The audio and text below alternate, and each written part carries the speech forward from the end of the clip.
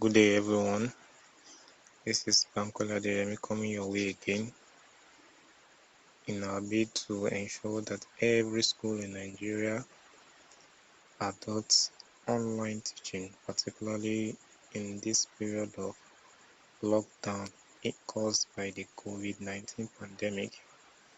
I have come with yet another video through which I want to pass the knowledge across to everyone on how we can have online classes seamlessly. Today I want to talk about how you can maintain decorum in your class using this Zoom conference call app. How you can maintain decorum in your class so that the class can be enjoyed and you have control over it. There won't be unnecessary noise. The impartation of knowledge will flow from you to your students like it should be. So you are the host of the meeting as usual. So you click on your app, Zoom app. After clicking on it, you're already in a meeting before. Assume you're in a meeting, so back to the meeting. I have explained in the previous videos how you can host a meeting. Today I want to talk about how you can control your participants, in this case your students, from being unruly or disturbing your class. So how do we do that? You simply come to participants. Come here, participants, where we have participants here, that's where you come. You click on it. It will give you a list of everyone in your class. This class is an empty class. I'm the only one in the class here.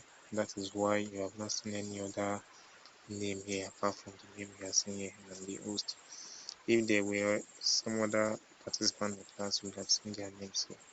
So the very first thing you should do to prevent noise in the class is to make use of this button. You can see mute all or mute all. Mute all means that you disable the microphone of every other person except that of yourself. So when you click on it, it will give you a drop down option here asking you whether you want to allow the participant to unmute themselves. If you check it and you click OK the way it is now, what that means is that when you mute your participants, you tell them you prevent them from talking, they can unmute themselves on their own. And you know that is not the best for your class. When children can talk at will, you know that is not the best for decorum's sake. So the best thing you can do is to not allow that. With this, you now click OK. So with this, you are now the alpha and omega of the class. You determine when what the students are saying can be heard by others and when it cannot be heard, and that is the best for your class. So I want somebody to join this meeting now so that the illustration can be better understood. So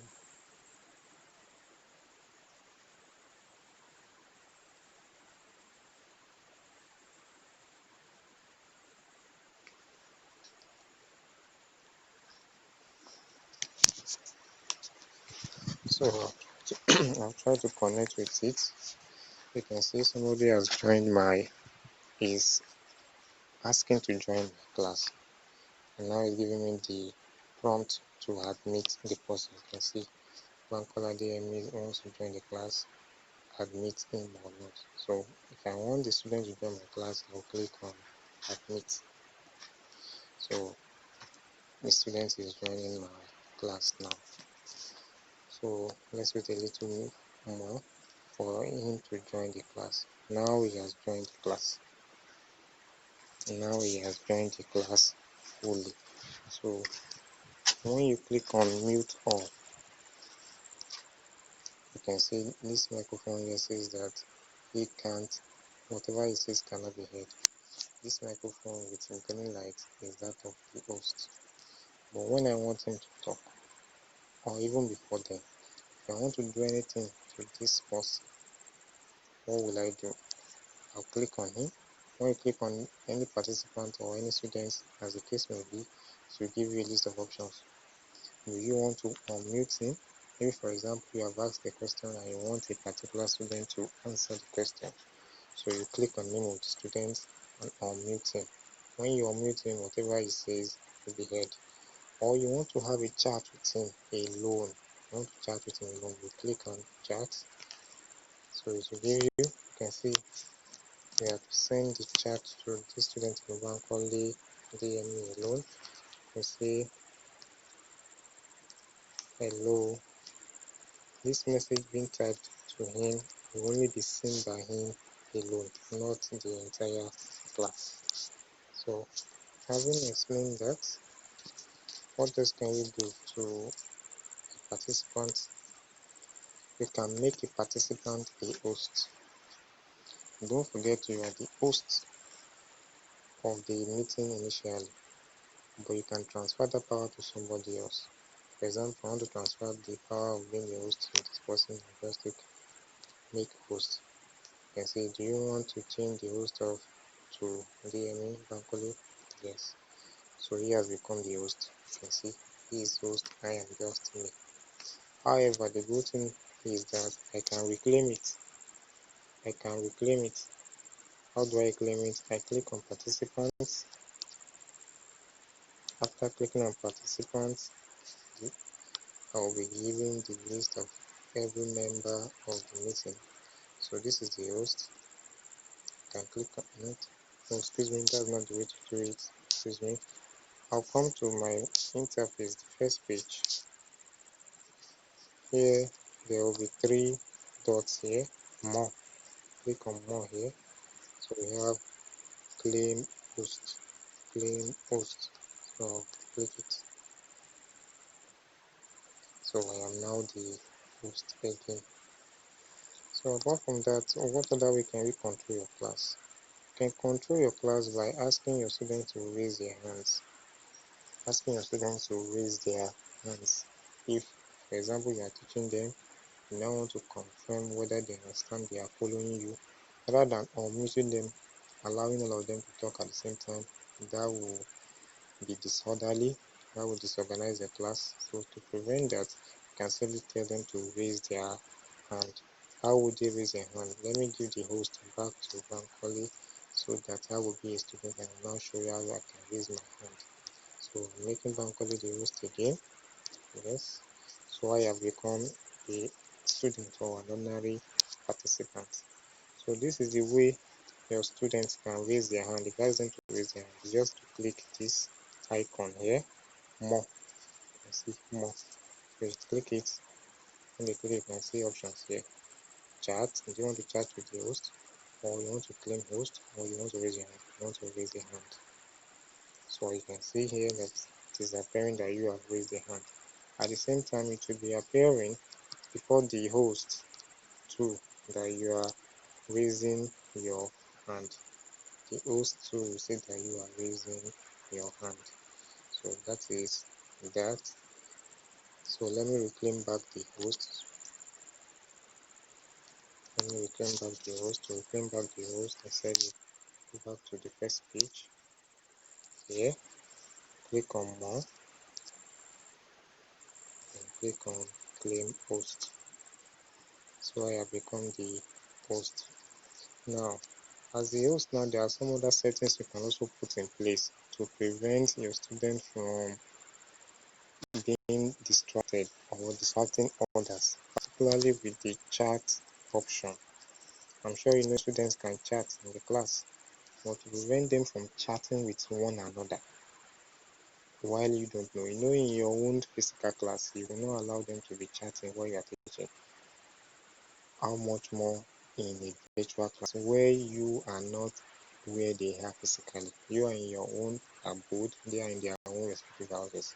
So we can't control that much. So the best way you can control that is to ensure that you correct this setting. You correct the setting. Come to meeting setting here. You click on three dots. Come to meeting the setting. When you click on that, you have the settings of the meeting.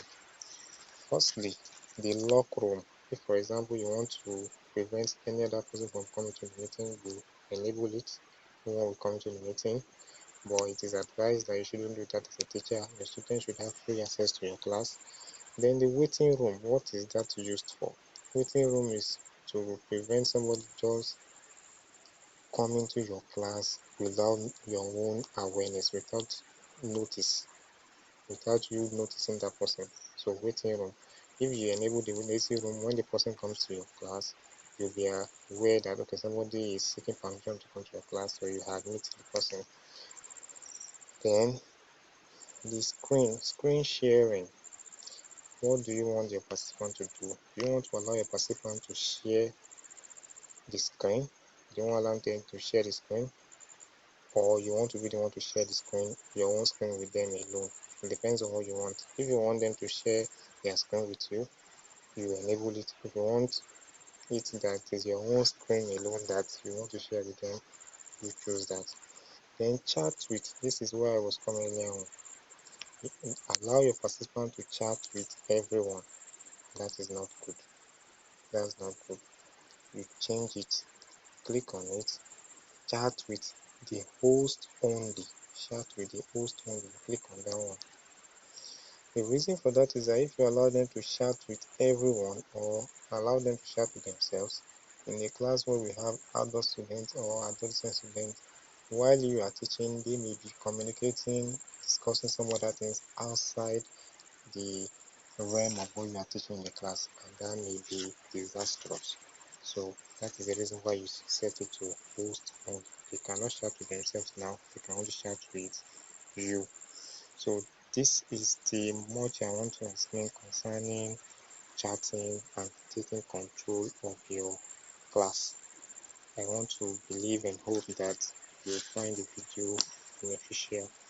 For now, I say goodbye and God bless. Stay safe.